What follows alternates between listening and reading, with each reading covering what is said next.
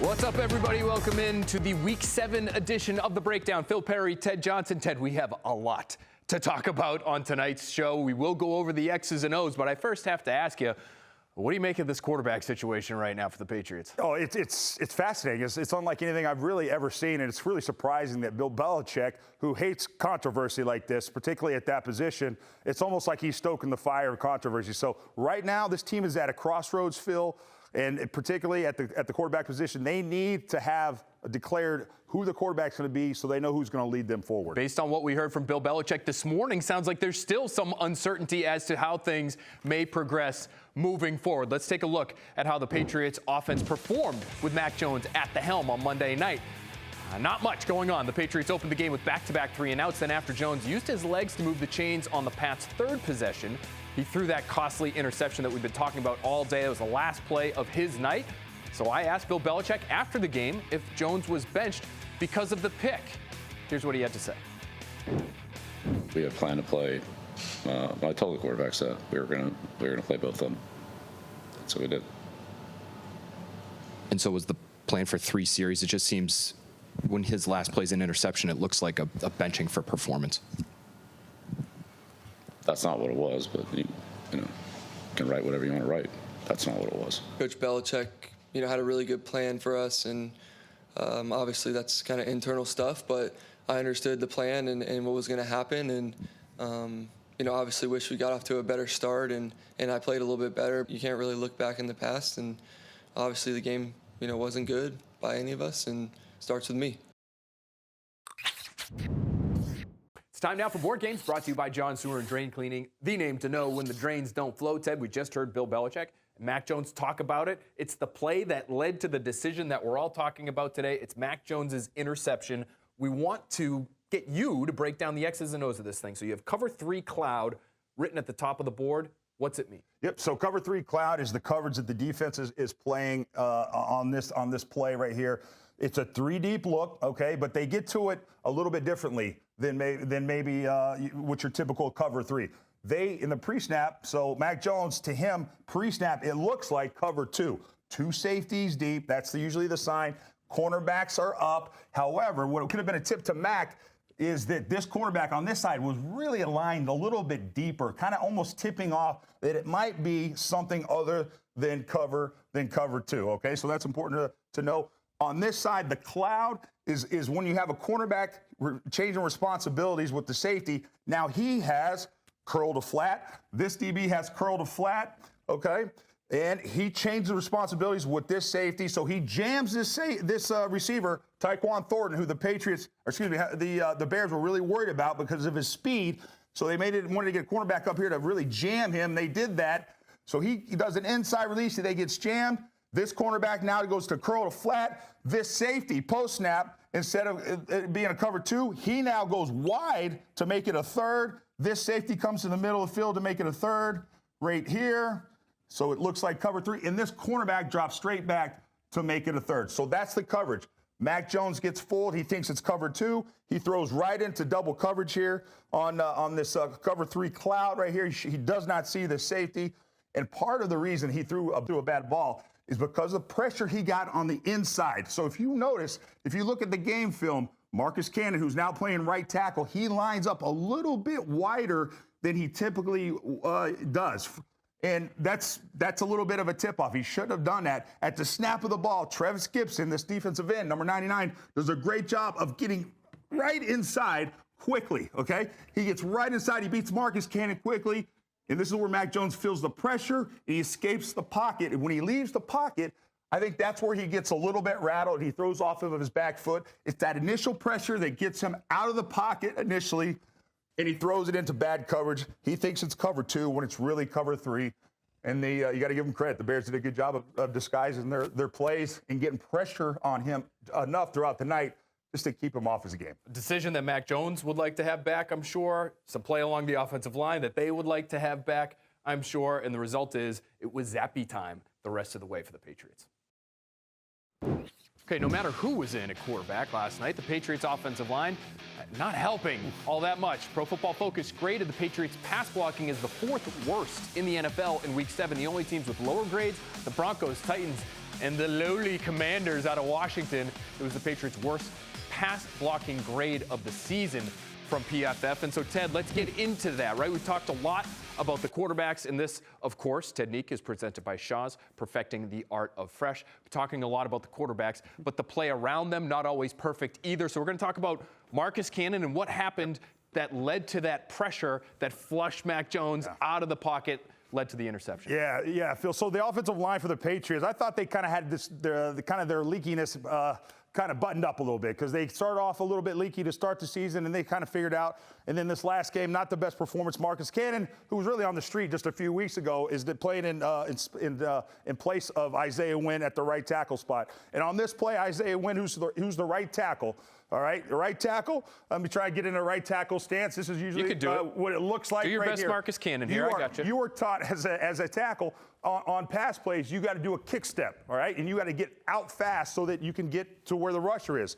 However, Marcus Cannon on this play, he kick steps a little bit too much, and he gets too wide, and that's what Travis Gibson, he has a little bit of space to get in there, all right? And here's the thing. So Marcus Cannon, he's got to stay closer to his guard, all right? He's got to kick back closer to his guard, and then when Gibson comes up and he gets his hands up, he doesn't do a good job. You are always taught, as a defensive player and as an offensive player, what you're trying to do when you're taking on a block is to get your hands inside and control that blocker, all right? But what Marcus Cannon does, he puts his hands out, boom, he gets knocked down like that. Gibson gets around him, forces Mac out of the pocket. Mac throws off his back foot, throws an interception. The old double swipe move from Travis Gibson there. Right. It was interesting. There was sort of a cat and mouse there where it looked like Marcus Cannon waited. He was patient in terms of flashing his hands, but as soon as he did, Gibson was ready. He gets that inside move that flushes Mac Jones out of the pocket. The best pass rushers, when they come, they are so good at getting those hands away from them and getting upfield like that. I thought I was pretty good at getting my hands on you. Hopefully you're not injured. I'm pretty strong. I'm good. Welcome back to the breakdown. After 3 weeks of Zappe mania, the Patriots Cinderella story quarterback might have finally turned into a pumpkin. Bailey Zappe came into the game and immediately led the Patriots to 2 quick touchdowns. Great, right? But New England's final 5 possessions resulted in no points, 2 punts, and 3 turnovers, including a pair of picks. That brings us to our next Ted-Nique, which of course is brought to you by Shaw's, perfecting the art of fresh. Ted, we've got to talk about the issues with the batted passes at the line of scrimmage. Bailey Zappe had 4 of those, 8 incompletions, 4 batted passes at the line of scrimmage. We know he's about 6 foot even. I think he got credit at the combine this year for being 6 feet and 1/2 inch. That is undersized for the position in today's NFL.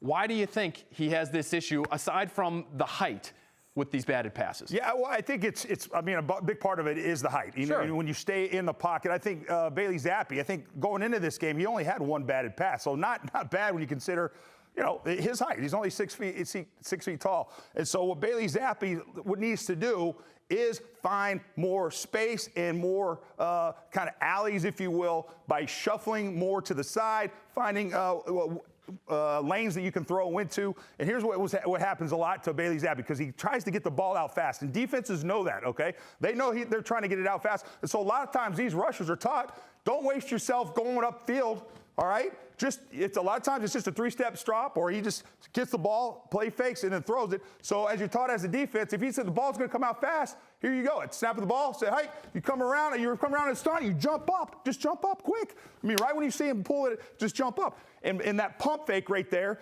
that can give the defense to jump. Bailey Zappe, shorter quarterbacks, Drew Brees in the past, he kind of uses his head fake to get guys to jump. That's a big technique quarterbacks will do, but they also worry about their arm slot, and you got to be creative in how you throw the football, because you can't always throw it traditionally when you're that short in the pocket. We've seen him move up in the pocket with success, right? So pass rush is coming around him, step up, and throw. But what you're talking about is being able to be a little bit squirrely and maybe even freelance a little bit, Ted, because if you see a big defender like yourself coming at you, and I'm Bailey Zappe, and I pump, now I've got to move to the side really quickly, or I've got to pump, and I've got to throw around you that way. A lot of times quarterbacks will throw under guys' arms. So they go up, and they'll throw it to the side and under. And that's what you're talking about, arm angles, which is something that we talk about a lot with young quarterbacks. Now Patrick Mahomes obviously has brought that in vogue, but Aaron Rodgers, one of the best in football.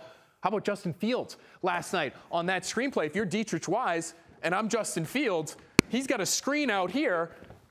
Wise is right in his face, and he's able to get him up in the air and then sidearm it around him for what ends up being a touchdown pass. I thought it was one of his best throws of the night. A lot of times quarterbacks, what they try to do, they use their eyes, they use their head, they kind of to make the defender think, oh, that's where I want to go, and they pump fake, and that's what got Dietrich Wise to jump, and he didn't throw it. He pulled the ball back, and then he sidearms it to the running back, and they get a nice little score on a screenplay. So maybe something Bailey Zappe could incorporate into his game maybe a little bit more as he moves forward to avoid those batted passes. Arm slots and buying time with your feet by sliding out of the pocket. That'll buy you time and get you away from those big guys that want to block the ball. All right, some big guys on the Patriots side of things that were not very happy were Patriots defenders because Justin Fields not only had that nice touchdown pass on the screen but ran wild on them. Let's hear from the Patriots last night.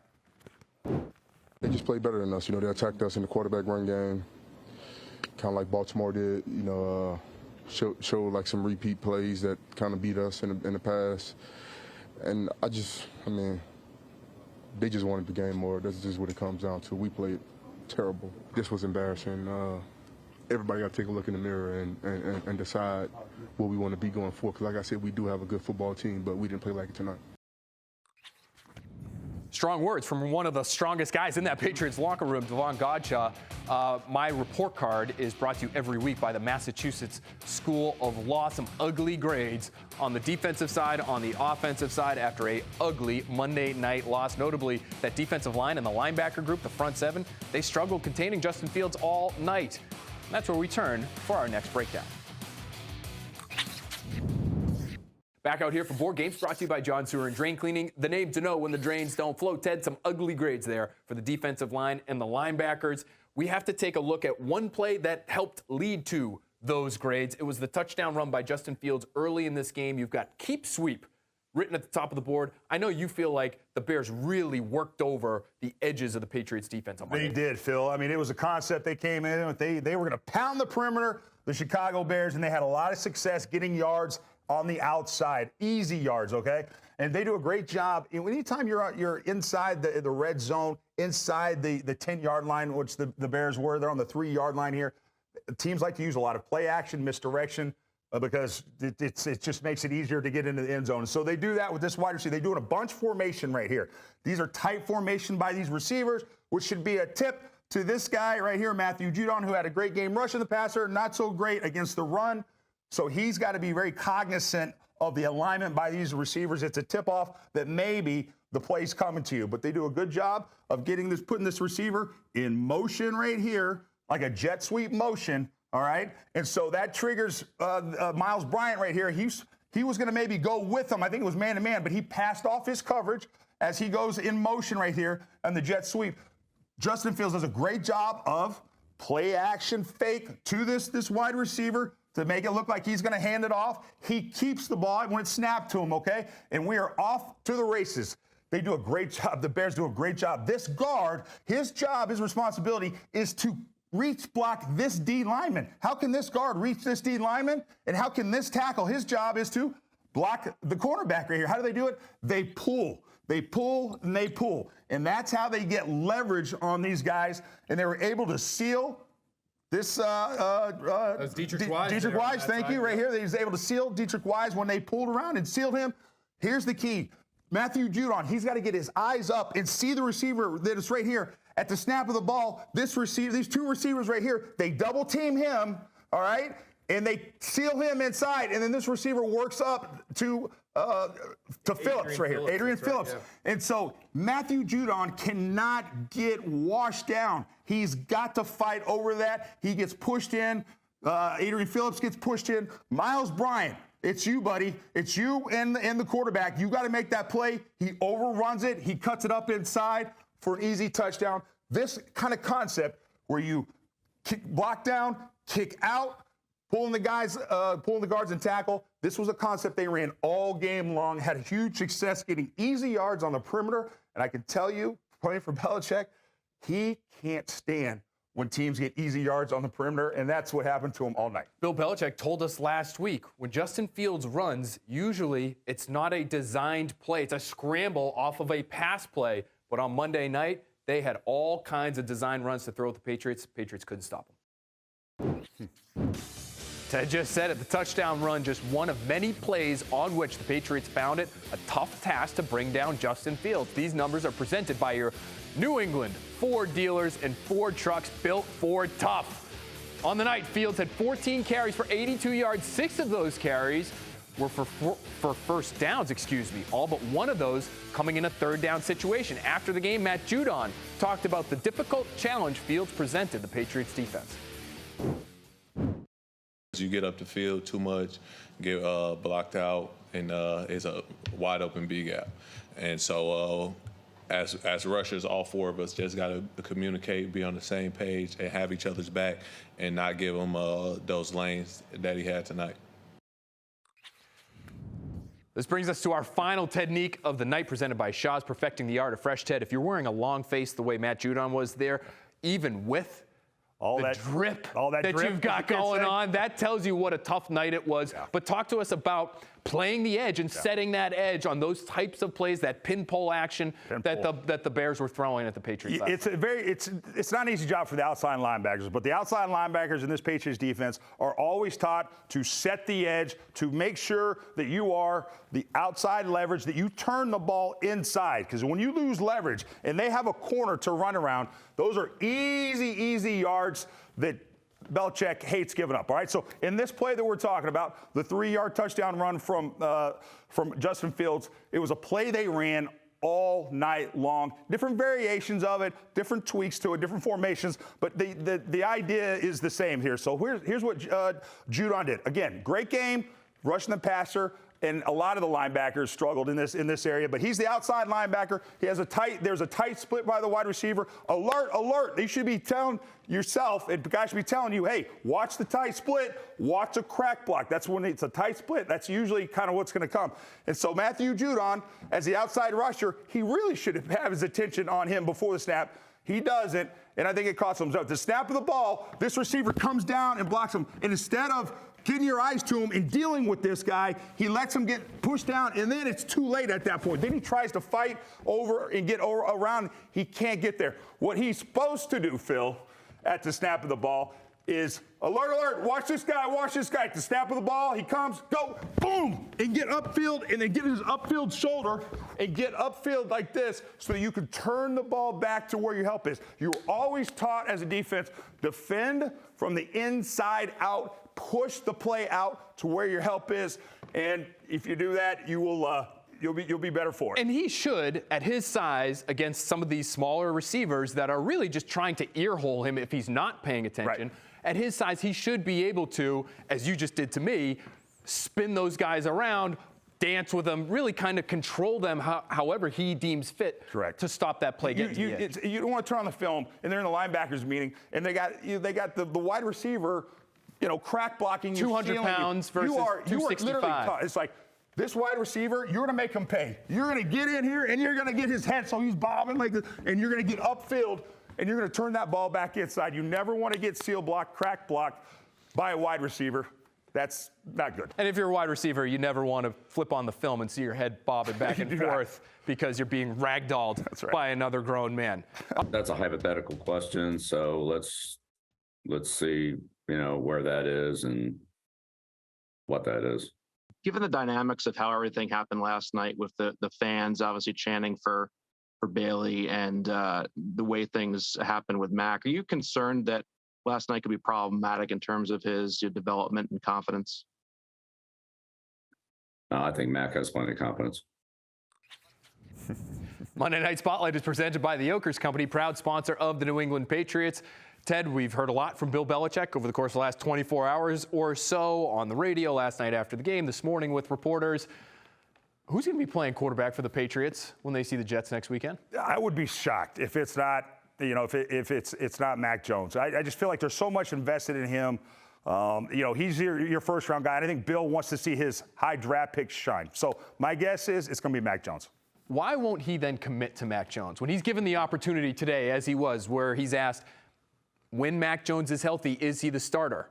why not just say yes? If there's the only person that knows that is Bill. I can speculate and I'll try and guess. My only thing is he for some reason he wants to keep the heat on Mac Jones. He does not feel as though that Mac Jones has earned the right to be comfortable just yet. That's the only thing I can think of. But it feels like, Phil, that it's really creating maybe some problems with the team dynamics by not naming a starter. I think there's a balance there, right, that you're trying to strike, probably if you're Bill Belichick, between pushing and motivating and nurturing a player who's still young and still probably needs his confidence built up a little bit. So it'll be very interesting to see how the Patriots break it down against the Jets. We'll be back here on The Breakdown next week, normal time, 6 o'clock on Monday.